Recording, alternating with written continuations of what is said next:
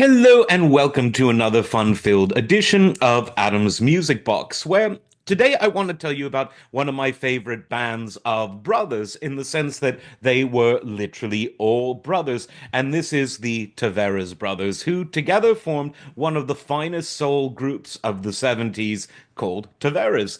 And this was, of course, an era where there were quite a few bands of brothers that were performing, but together, Ralph, Pooch, Chubby, Butch, and Tiny, fun names, created something really, really good. Now, they came out of the gates in terms of their Tavares band and brand name in 74, but they'd been performing together professionally for long before that, well back into the 60s.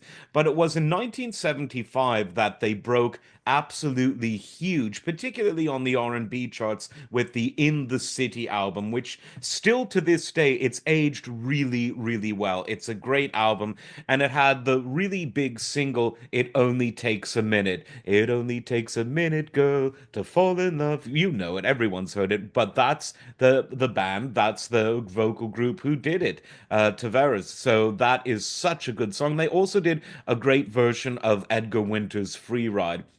They followed this up with Sky High, an album with a picture of a very nice cartoon picture of Hollywood on it. And this had Heaven Must Be Missing an Angel, another hit, and the song Wonderful, great song to the Other Man, really good song as well. And they kept going with a series of really good albums. There was Love Storm from 77, Future Bound the following year, Madame Butterfly in 79, and another one of my favorite albums, a really, really good one, Supercharged, and this was from 1980. The whole album is really good. The opening track, Bad Times, is just one of the best R&B songs, not just of the era, but of all time. The chords, the harmony, the surprising twists and turns, but remaining smooth the whole time. Check it out. And some wonderful musicians that played on that album, including Bobby Colomby from Blood, Sweat, and Tears. He was on the album. So many Paul Jackson Jr. on guitar, Ed Mann on percussion. You'll remember him from Frank Zappa fame.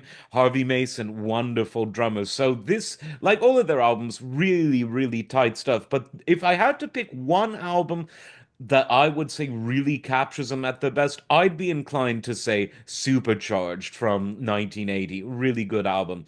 And they continued to put out albums throughout the 80s, and they continued to sell relatively well.